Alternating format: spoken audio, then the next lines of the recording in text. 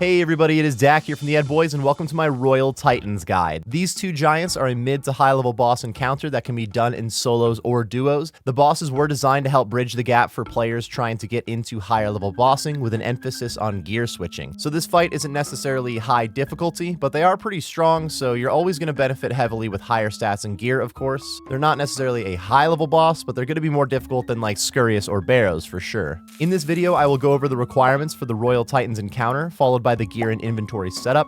We'll go over how to travel to the boss before finally going over all of the fight mechanics. I'll then show a full solo kill, followed by some examples of how the fight is set up well for duo kills, and then we'll finally go over the loot that you can get from the Royal Titans. As always, there should be chapters on your timeline to skip to any specific parts that you need. If you've been enjoying these guides or just getting some useful information out of them, be sure to like and subscribe for more content. The Royal Titans are a members-only boss with a recommended combat level of 90+. Specifically, I would suggest 70+ in your melee stats and 70+ range. 75 magic isn't necessarily required, but being able to use Water Wave and Fire Wave is very helpful. If you happen to have the Twin Flame staff, a new staff that was added with these bosses, then you could get away with as low as 60 magic pretty easily. You will want 43 prayer so that you can use Protect from melee. Getting to 70 prayer and unlocking Piety is huge for melee DPS. Even 60 prayer with Chivalry is pretty nice. It's possible to fight the Titans with even lower stats, but as with any boss, the higher your stats, the better the fight is going to go. Let's go over the gear setup for the Titans. You will be using all three combat styles at some point,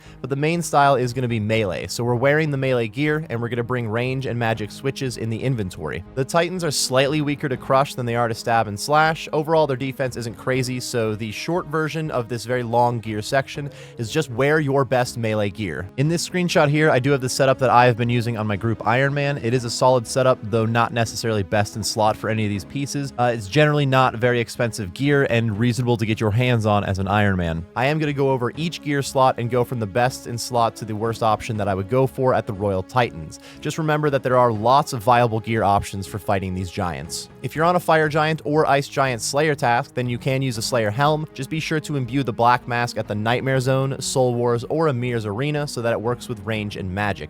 You only get the boost from the helmet on one of the two bosses, so you should either bring a second helm for the second boss, or if you're duoing, then your teammate's fighting the other boss, you're good to go. From there, best in slot is Torva, then Inquisitors if you're using a Crush weapon. The Blood Moon Helm is good if you're wearing the full Blood Moon set and using the dual Maquaheatles. The Nadeznot Face Guard is solid, but the Helm of Nadeznot is still fine as well. And then the Void Melee Helm is a very good choice if you wear the full Void outfit. Full Void can be very nice for bringing minimal switches as well. The best in slot melee cape is the Inferno Cape, though that's definitely not required. The Fire Cape is a great cape and has a +1 mage bonus on it, which helps for switches. After that, I would suggest just camping your Ava's device for less switches overall. The Ardoin Cloak has a good prayer and stab bonus, and then the Mythical Cape has a good crush and +1 prayer bonus, so both of those are solid choices too. In general, you should probably be willing to go for your Fire Cape right around these levels as well. In your next slot, the Rancor Amulet is best in slot, followed by the Amulet of Torture. Those are pretty expensive, and they only help for melee damage, though they are worth it if you do have them.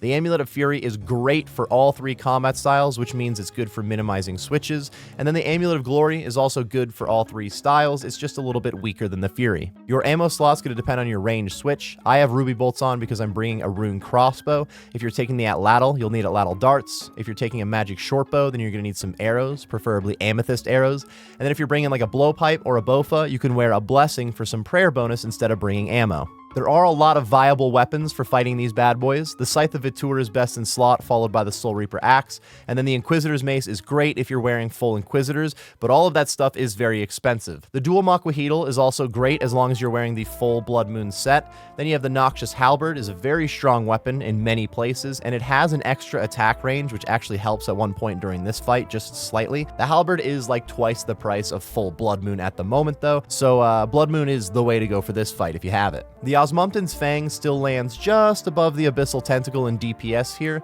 The Tentacle's a little cheaper, but does require recharging it with a whip every 10,000 attacks.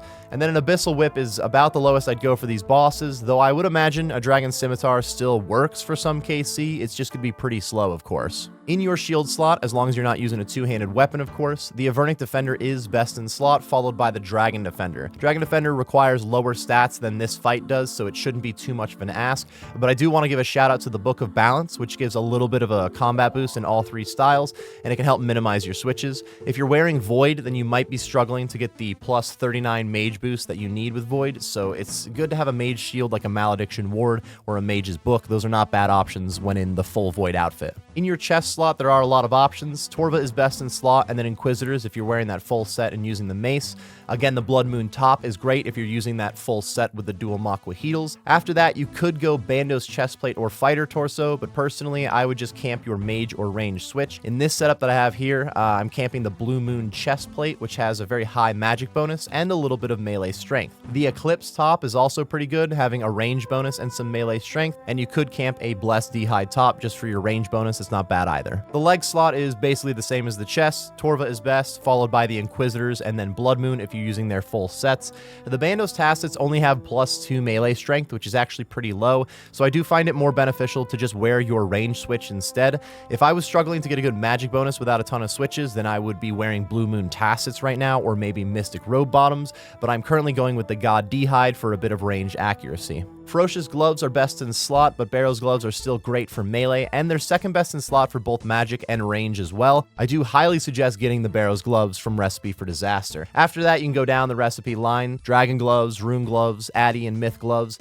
Adamant Gloves have the same stats as a regen bracelet, and then Mithril Gloves has the same stats as a combat bracelet. If you're going with the full Void setup, you do have to wear Void Gloves. Primordial Boots are best in slot for now, but they are way more expensive than Dragon Boots, and they're just slightly better, so D Boots are solid. A little bit better than D Boots is actually the Arania Boots. These have a combined accuracy of Dragon Boots, Infinity Boots, and Blessed Dragonhide Boots, which is very good for this boss having all 3 styles. They are a lot more expensive than just wearing Dragon Boots though. Finally, in the ring slot, the Ultor ring is best in slot with a +12 strength bonus, but an imbued Berserker ring is still +8 and significantly cheaper. If you have a particularly powerful spec weapon like Dragon Claws, a Void Waker, even Burning Claws, then a Light Bearer is very good for extra special attacks. If you have any questions about gear that is not answered here, be sure to let me know in the comments section below, and I'll get back to you as soon as possible. It's always worth checking a DPS calculator to see which gear is going to be better in your setup as well, and I have linked a video explaining how to use the Wiki's DPS calculator in the description. In the inventory, we have a few switches. I'll start with ranged. I am using a Rune Crossbow as my ranged weapon. I like hitting a few Ruby Bolt procs early in the fight for potential 100s. I do have some Diamond Bolts in the bottom of the inventory, and I usually switch to these when the boss that I'm killing is at like 200 health or less. The Toxic Blowpipe is very good here. During the fight, the portions that you're supposed to range, you actually get a very big range accuracy boost, so the Blowpipe does work very well. Amethyst darts are recommended, but Addy darts are good if you don't have Amethyst. Rune darts are just not quite worth the price, and Dragon darts are really only worth it for things with a lot better loot to make up for the price of them. The Bofa is very strong as well, though you are going to have to bring some crystal armor switches to make it viable. The Eclipse Atlatl is a sweet option here too. The Atlatl gains a higher max hit from your melee strength, so if you're wearing a strong melee setup, then you don't actually have to bring any range switches with the Atlatl, except for maybe your Ava's device to go ahead and save some darts. At the low end, I would go with a magic shortbow with amethyst arrows, or just the best arrows that you have outside of dragon. Dragon arrows aren't worth it here. For the other range switches, I have my Ava's Assembler. The Ava's Accumulator would be fine if you haven't done Dragon Slayer 2. And then I am sending a Book of Balance for my shield switch. It has a small range bonus and magic bonus on it, which is nice. The range bonus is less necessary during this fight, but overall it's a good combination of combat styles. For the mage switches, I have that Book of Balance, I have a Mystic Robe Bottom, and then I just have a simple Water Staff. Remember that I'm also wearing the Blue Moon Top at the moment, which has a good magic bonus on it. You need to have plus 70 magic bonus when wearing your mage gear to guarantee a hit on the elementals that spawn. To check this stat, go ahead and click on your worn equipment, and then click View Equipment Stats, and you can see your accuracy numbers up in this top section. So at the moment, I have a mage bonus of plus 73 with this setup. If you're going with full Void, and you have the Void Mage Helm, then you should only need plus 39 mage bonus to automatically hit the elementals. Also, we don't have a Twin Flame staff on the Group Iron Man team, so currently I've just got a Water Staff. The Twin Flame will automatically use the correct spell during the fight as long as you have the right runes and magic level to use the spell, so it is very convenient to use. Towards the bottom of the inventory, I have my Dragon Dagger for the spec weapon. Dragon Claws are best in slot, followed by Burning Claws. The Crystal Halberd can land some filthy max hits, and the Void Waker is actually still very powerful here, but the Dragon Dagger is still not too bad. When picking your gear switches, don't overthink it too much before you even send any trips. You're likely going to be making some changes in your setup after you get more experience in the fight, so don't waste a ton of time at the bank just nitpicking little things before you even get a chance to try the boss. Once you get into the fight, you can feel maybe you need more DPS in a certain attack style, or maybe you're bringing too many potions, not enough food, or any adjustments like that. I have the Giant Soul Amulet to teleport to the fight, though if I didn't have it, I would be using a Fairy Ring. I have a Dueling Ring to teleport back to the bank, and then in my rune pouch, I have Blood Runes, Air Runes, Water Runes, and Fire Runes so that I can use Water Wave and Fire Wave. For my potions, I have a Super Attack and Super Strength potion. Super Combat combines these with Super Defense as well, but the defense boost is not really needed, and it is a lot cheaper just to use the individual attack and strength than it is to get a Super Combat. I have a Ranging potion and then 5 Prayer potions. The rest of the inventory is Caramboins. I like Caramboins because they give 1 less tick of attack delay than other foods do, and it makes them pretty good for DPS. If you have any questions about the inventory, be sure to let me know in the comments section below, and I'll get back to you as soon as possible. Now, how do you get to the boss? The Giants are located in the Asgarnia Ice Dungeon. The entrance to the dungeon is located southwest of Port Sarim, or east of Remington if you zoom out a little bit. There is a fairy ring code AIQ located at Mudskipper's Point, which is a short run from the dungeon entrance. If your house is located in Remington, you could use house teleports to get there as well. And then the Explorer's Ring teleports you to the Cabbage Patch north of Port Sarim. It's not super close, but it's a bit better than teleporting to like Draenor or Falador and then running there. When you enter the dungeon, you will be here, and then you just need to run around this wall. Unless you have 60 agility, then you can use this agility shortcut. The Titans drop a Giant Soul Amulet, which can be used to teleport right to the Royal Titans lair. Each charge on the amulet requires big bones and 1 Law rune. You can easily obtain the big bones from the Ice Giants right outside the lair, and then any extra amulets that you get, you can actually exchange those for 30 noted big bones at the Odd Old Man, who's located at the Limestone Mine out east of Varrock. This is the same guy that you would talk to for the Rag and Bone Man quests. Let's go over the mechanics of the fight before putting it all together for a full kill. The fight has 2 phases. In the first phase, the Titans are walking about like off the platform that you can stand on. And then the second phase starts when either of the 2 Titans reaches less than 35% health, which is under 210 HP. They're both going to teleport onto the platform, and then they'll stay stationary for the rest of the fight. Their main attack is to just stomp, which all you need to do is protect from melee to counter this. When they stomp during phase 1, they do walk up close to the platform to do it, so that's when you can use melee. Otherwise, you have to range during the rest of phase 1. Throughout the fight, they will spawn fire and ice elementals. The elementals attack with melee as well, so you can just camp that protection prayer. If you don't kill the elementals in like 10 seconds, they will blow up, dealing some area of effect damage around you. When you attack the elementals with a magic attack that they are weak to, you are guaranteed to land a max hit as long as your mage accuracy is 70 plus, like we mentioned in the inventory section of the guide. That max hit will also deal double damage. That's why you want to be at Fire Wave and Water Wave. Those are the weakest spells that will guarantee to one-hit them. When you attack the elementals with water or fire spells, they actually hit in a 3x3 area on the elementals, so you can kill all 3 of them with a single attack. This is a unique mechanic to this fight. You should not expect your water wave or your fire wave spells to do this anywhere else. You also get a small reduction in your attack delay when you kill an elemental, so you can cast a couple of spells quickly and you can get back to fighting the boss with melee or range much faster. This is the time that the Twin Flame Staff can be huge too. You can set it to autocast water or fire spells, but if you have the runes for both, it'll automatically use the correct spell on these elementals, so you never have to go manually cast from your spellbook. The attack also hits twice, the second time being 40% of the first hit, which means you could be casting Water Blast or Fire Blast with this and still be knocking out the elementals with 1 attack. During only the first phase of the fight, the Titans will spawn some fire and ice walls across the arena, creating less space for you to work with and damaging you if you're standing on those spots when they spawn in. They will disappear on their own, but you can use a magic spell to dissipate them with no attack delay. Water spells dissipate the fire walls, and then fire spells will dissipate the ice walls. These walls are kind of rarely getting in your way, and often they will section off some of the elementals to not be able to get you, so ironically, I end up not dissipating the walls very much during a solo. When fighting these bosses in a duo, it's very easy to have one player focus water spells and then the other player focuses fire spells for both of the elementals and the walls that are spawned. In phase 2 of the fight, they have an elemental blast attack, which will first show one spot in the arena that's going to be safe to stand on, and then in a couple seconds, they're going to send out 3 consecutive blasts on every other tile, which deal up to 30 damage. Once you're down to just 1 Titan remaining on phase 2, the safe spot is always going to be on the back row far away from the boss, making it a little bit nicer to kill the 2 Titans kind of around the same time. Either way, when you're stuck on these safe tiles, you can use ranged in phase 2. Otherwise, you want to be using melee for the rest of the phase. Now let's go ahead and put this all together for a full solo kill before we talk about some of the duo benefits. When the giants spawn, you have just a second to hit a melee attack on one of them before they walk away. If you have a Noxious Halberd, it is possible to get an extra swipe on them as they step away, but it doesn't make a huge difference during the fight. Quickly switch to your range gear and continue to attack the giants. It doesn't matter which of the two giants that you start off attacking. The ice wall and the flame wall isn't giving me very much space to work with, so I did put on the water staff, which I have water wave auto casted, and then just clicked on the fire wall to put it out. Quickly switch back to my crossbow and begin ranging again. When Brando walks closer up to me, I switch to my melee gear and begin poking. When the fire giant turns around, I do notice that the ice giant was still within melee distance, so I just switched over to him and continued using melee.